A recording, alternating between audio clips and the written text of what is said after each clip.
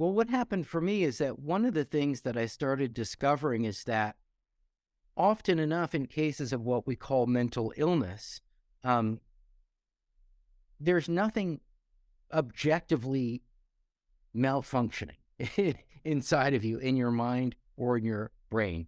Um, and so that was I think for me, a kind of unexpected benefit of thinking carefully about biological function. So I have these psychiatrists here who are saying, okay, when somebody has a mental disorder, by definition, what that means is that something inside of them in their mind or in their brain isn't working the way that it's supposed to work. And that was giving rise to, say, this chemical imbalance language. So in the case of depression, there must be some kind of a chemical imbalance. Maybe your serotonin receptors aren't working the way that they're designed to work. And what I started discovering is that there's a whole group of theorists who think that actually, in a lot of these cases of mental illness, everything inside of you is working uh, exactly the way that it's designed to. So yes, that's what I was trying to get at. One unexpected benefit of thinking seriously about functions is that it was starting to lead to this very different kind of paradigm of psychiatry where, say, depression is a really great example of something where, since the Prozac revolution in the 1980s, even before that, there's this idea that, well, depression comes from a chemical imbalance, probably having to do with too little uh, uh, serotonin. Uh, and as a consequence, uh, you know, the relationship between serotonin and depression is kind of like the relationship between diabetes and insulin. And so this chemical imbalance picture helped to confirm this idea that psychiatry really was just a branch of medicine and that mental disorders really were diseases like any other. And then I started encountering the work of some of a group of people known as the evolutionary psychiatrists, people like Randolph Ness and Vivek Glover and others who are saying, no, actually, depression has an evolved purpose. It has an evolved function. If somebody gets deeply depressed, at least in some circumstances, nothing at all is going wrong in their brains. Now, of course, there are exceptions to that. There are forms of dementia, Lewy body dementia, where literally your neurons are dying off, and depression might be one symptom of that. Well, in that case, we do have good evidence that depression does come from some kind of a neurological dysfunction. But in the ordinary case of somebody who gets depressed, say relationship isn't working out or career plans aren't working out, they might sink into a deep depression. One of the theories is that their depression has an evolved purpose. It's not a dysfunction. And then, of course, you might ask, well, what exactly would be the evolved purpose of depression? And one purpose, or at least one kind of main theory, is that your depression is something like your brain's wake-up call. It's like your brain trying to tell you that there's something going wrong in your life. There's something in some area of your life that needs more attention. So suppose suppose I'm pursuing a career plan and I'm just hitting one obstacle after the next. Depression might be the brain's evolved signal to say, okay, Justin, let's just withdraw from this particular plan and reevaluate our life goals. And that can be extremely hard. That can be extremely hard to do. We can be extremely invested in, say, pursuing a career plan that's just not right for us, that just doesn't match our talents and capacities. And sometimes depression comes in to say, okay, we need to back away from this particular plan. But if that's right, if depression, say, can be your mind's evolved signal that something in your life isn't working out, then psychiatry, with this chemical imbalance metaphor, is really failing a lot of people, because it would actually be giving the exact wrong advice to people. It would be saying, here, take these, you have some kind of chemical imbalance, take these medications or go to therapy, take the medications, and somehow with a combination of a therapy and medications, we're going to make your depression go away and you can get back to whatever it is that you were doing before. Sometimes the right answer is no, your brain is trying to tell you to stop that particular course of action. Medications, I think, have a role. I have nothing against medications. But you think about how that's exactly not necessarily what you want to do when somebody's seriously depressed. The same goes for some of the anxiety disorders. I mean, sometimes having a very high level of anxiety is a perfectly functional, perfectly coherent response to serious life challenges. Again, that doesn't mean you should never medicate it, but it does mean that you should maybe listen to what it's trying to tell you and perhaps assume that your brain is functioning pretty well and that there is some good reason that you're feeling this way. And that listening to that might have some kind of benefits for you. So thinking seriously about function started leading me toward this very different perspective on psychiatry and what we call these mental health disorders, where I started to imagine that at least sometimes there's actually a function being performed. And this seemed to me to go against really this kind of deeply entrenched biomedical wisdom, since the 1970s, when we've looked for chemical imbalances underlying, depression or anxiety or schizophrenia or what have you. And certainly in my own experience and my dad's experience in the 1970s and in the 1980s and the 1990s, it was always a question of get back on your pills. The reason you're having these problems, or your reason, my dad's having psychotic episodes, or, you, Justin, are having depression, you need to get on these pills because there's a chemical imbalance. And you should feel better about yourself, because of the fact that it's just a chemical imbalance. You didn't do anything wrong. Your dad didn't do anything wrong. It's just the way that your brains are wired. Your brains are just miswired a little bit, and we can help you. And so I started to see that that whole way of thinking, the kinds of metaphors that we use, the kinds of practices that stem from those metaphors could ultimately be hurting people sometimes far more than they're helping people. Part of the problem I feel like is how tricky diagnosis is, right? Not just given the fact that it's so easy to self-diagnose, but also the fact that professional psychologists struggle with it. That you can easily confuse dysfunctions that might be, perfectly functioning functions versus instances where there might be some actual damage. Mm-hmm. Yeah, I mean that's the problem, is that there are a lot of cases where it's just perfectly unclear, whether is something performing a function here. If so, we kind of need to know about that. Or like in the case of, say, depression due to Lewy body dementia, is it just that something in this person's brain flatly is not working the way that it's supposed to? We need to intervene medically. Or is it maybe there's a little bit of both going on? But it seems to me that this is such a fundamental question. And my claim isn't that all mental illness is really functional rather than dysfunctional. But what it seems to me is that the default paradigm, at least since the 1970s, has been there is some kind of brain dysfunction underlying your depression or anxiety, psychotic episodes, or whatever, borderline personality disorder, autism, ADHD, whatever it is, something's going wrong in your brain.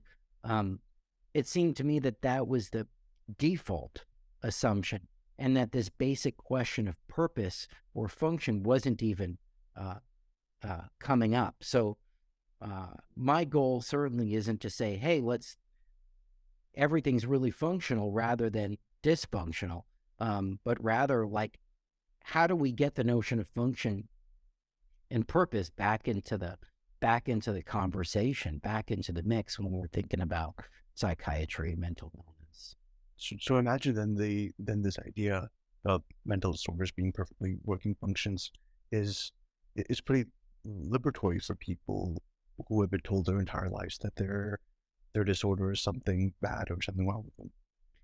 It's a really interesting topic because so I've been writing, doing this blog for Psychology Today for the last year or so. In each post, I choose one example of a research project that I think illustrates this idea of some mental illness as being functional, purposeful. So I've done one on depression.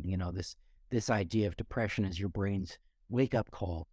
Some of the traits of BPD, some of the borderline personality disorder, as really survival strategies that some people have learned in response to real traumatic events, or even dyslexia. We often think of it as your brain kind of disorder of reading and writing, and there's some emerging evidence that it's actually a distinct, evolved cognitive style that when we look at what we call dyslexia is actually a certain evolved style of cognition. And one side effect of that is difficulty reading and writing, but that's not, that's not what the thing itself is. And two things I want to say about that. One is that almost every time I write one of these posts, I get emails from people who are so grateful. I never get emails from angry psychiatrists saying, how dare you, suggest to my poor patients that their brains are functioning fine. They're going to get off their meds and you should be ashamed of yourself. People don't say that. Rather, I get emails from people who've been diagnosed with serious mental disorders saying, thank you so much for your post. I've never come across this viewpoint. I've been diagnosed with BPD for the last 30 years. Nobody's ever told me this idea. I've been diagnosed with depression for 20 years.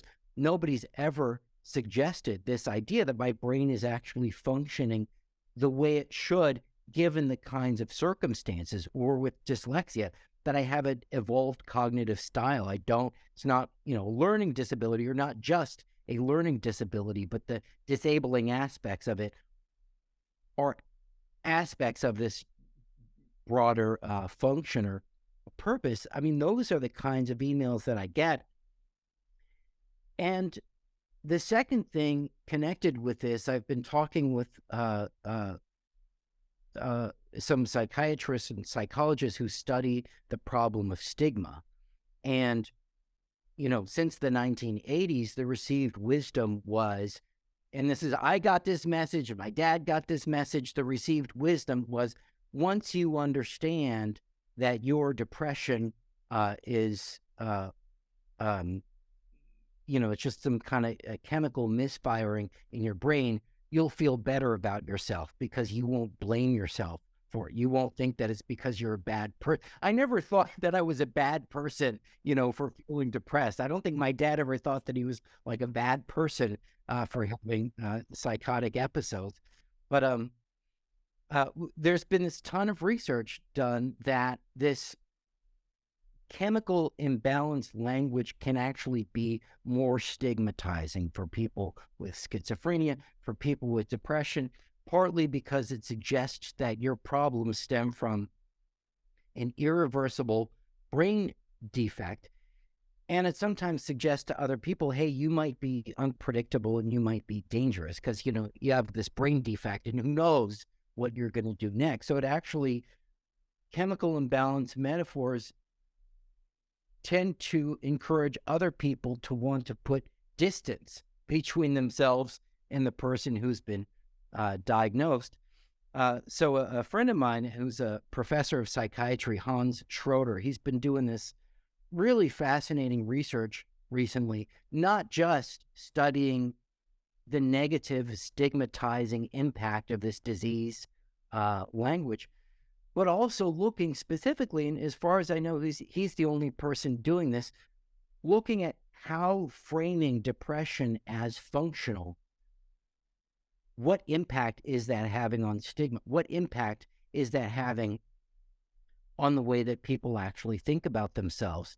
And so what he did is he about a year ago, he got together about 800 people who had some experience with depression, and he divided them into two groups. And group A got this short lecture that framed their depression as a chemical imbalance. Group B got pretty much the same lecture, but it framed depression along these evolutionary lines. It's effectively your brain's wake-up call that something in your life isn't going well and needs more attention. And what they found is that the people who got this depression as an evolved signal framing actually tended to do better. They'd score higher on these various measures of well-being. They felt less stigma. They felt more agency, more control over their depression, and they even felt like their depression might have some useful insights for them. And so that's an area of research that I'm just now starting to explore in much more detail, not just the kinds of questions that, as philosophers of science, we tend to ask. Okay, do mental disorders always involve dysfunction? Do they sometimes involve function? What are some of the research and therapeutic implications? Now step back and look sociologically, what are some of the impacts of framing and messaging when it comes to mental disorders? And that's something that the whole thinking of mental illness in terms of function rather than dysfunction is urgent, both from the point of view of research and for the point of view of treatment. It's important for the point of view of thinking, okay, should I be on medications or not in this particular situation? But it's equally urgent for just the way that people experience their own mental illness and for the way that other people relate. And has a huge implications for every aspect of psychiatry. Yeah, no, I mean, the agency point seems like a really big point to me. And it does feel so demoralizing when people are told that this is just not in your control. This is something fixed about you, and even more than that, your actions are not in your control. They're also random, and we'll put the explanations elsewhere, and we won't give you any responsibility for them.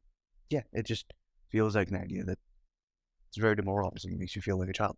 Yeah, and I think a lot of people have had exactly that experience with psychiatry, where they just feel as soon as they get diagnosed, again, this has been true of me and a lot of people I know, as soon as they get diagnosed, the messaging is effectively, you can't trust your own emotions. You can't trust your own thoughts. You just need to do what we say. You can't trust yourself. You can't trust the way that you think, the way that you feel. You got to kind of do what we say, and we can help you manage the disorder that you have. I mean, there are some people for whom that's the message that they need to have. When people are, say, consumed by hallucinations or hearing voices telling them to kill themselves, or seeing, demons taunting them. I mean, some people really do that message that, hey, your brain is not working the way that it's supposed to.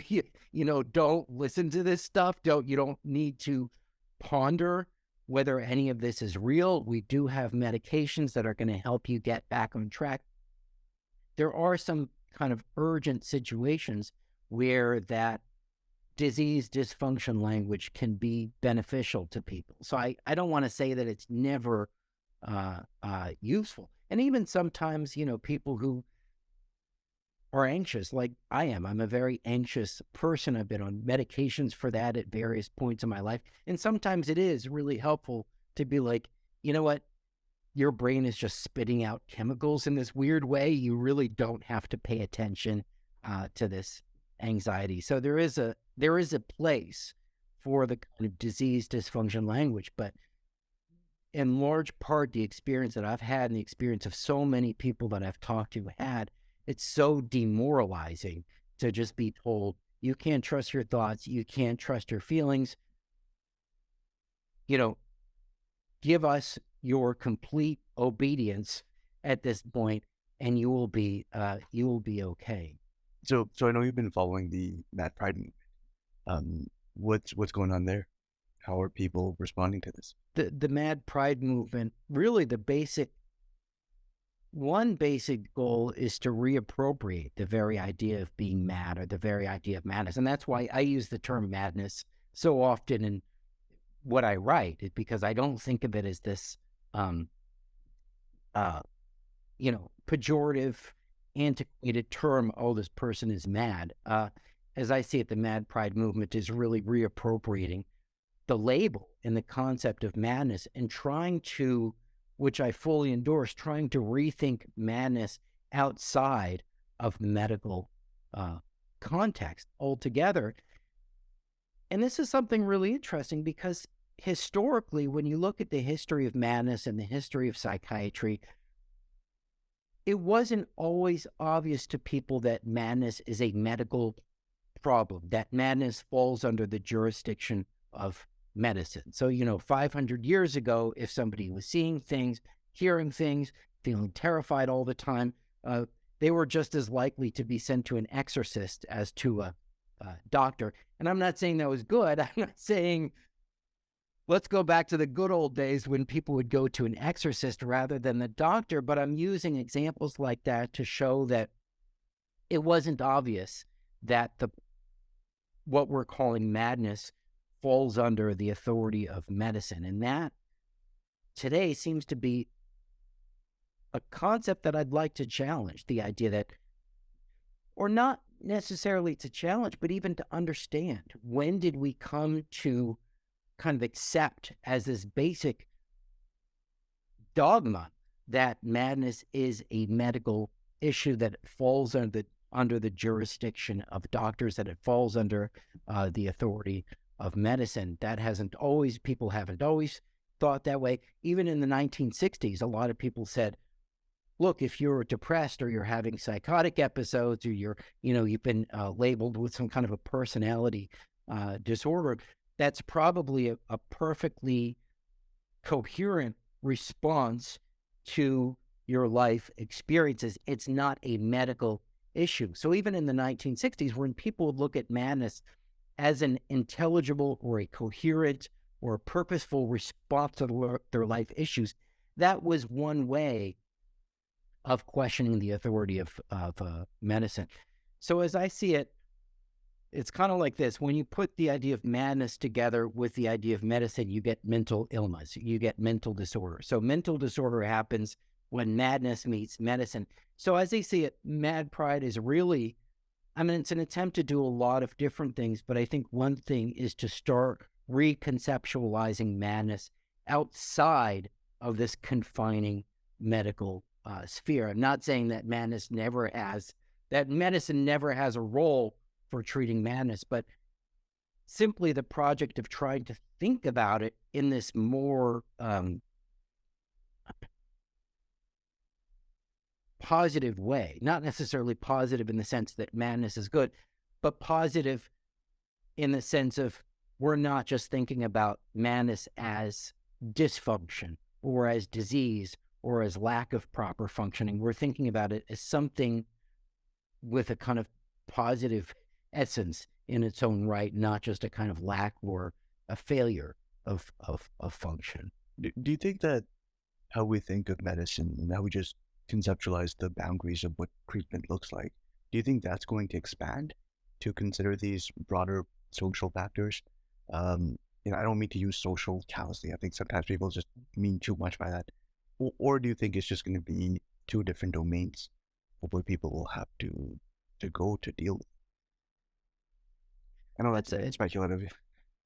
Yeah, that's a huge question. So as I see it, you're asking, okay, is psychiatry going to expand its paradigms to seriously take into account, say, social, cultural precursors? It's a really hard question to answer for a couple of reasons. And it's something that I've actively been thinking about and working on this very issue.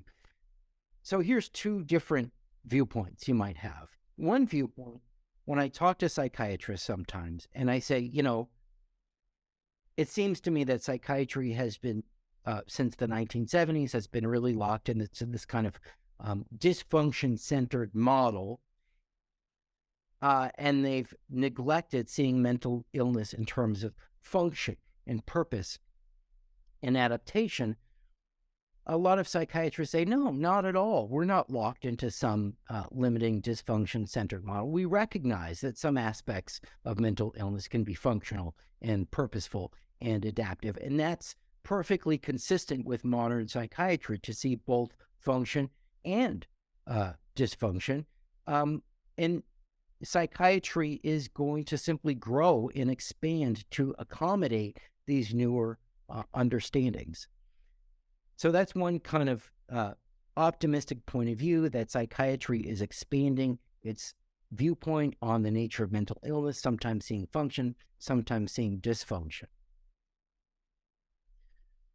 But I've also had this more, I guess, suspicious or pessimistic point of view, and I'll try to convey it. The idea, my suspicion is something like this. What makes psychiatry a medical specialty?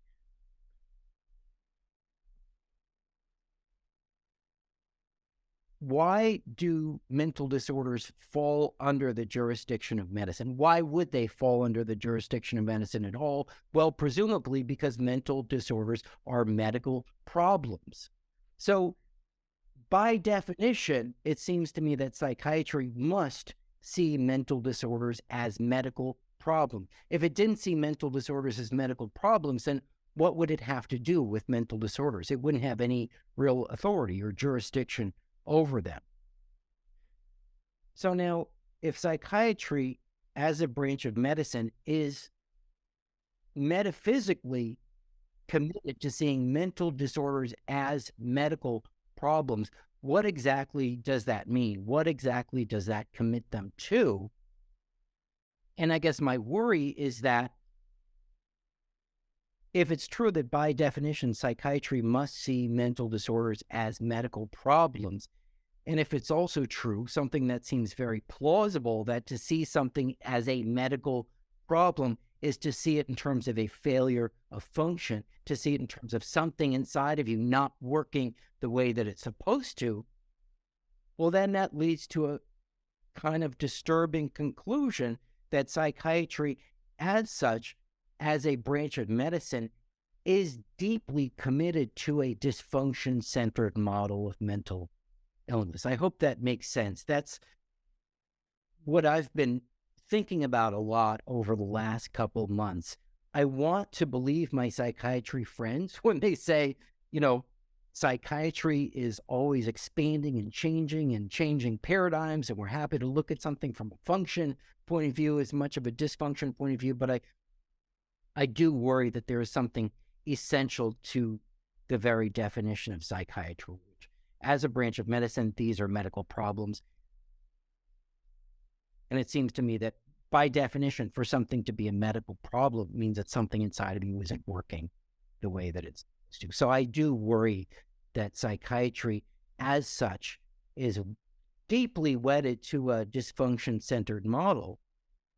But then that raises the equally kind of disturbing implication that if so, then when I argue that we ought to adopt a kind of functional framing of mental disorder rather than a dysfunctional framing, I'm not encouraging psychiatry to expand its conceptual boundaries. I'm really rejecting psychiatry as such.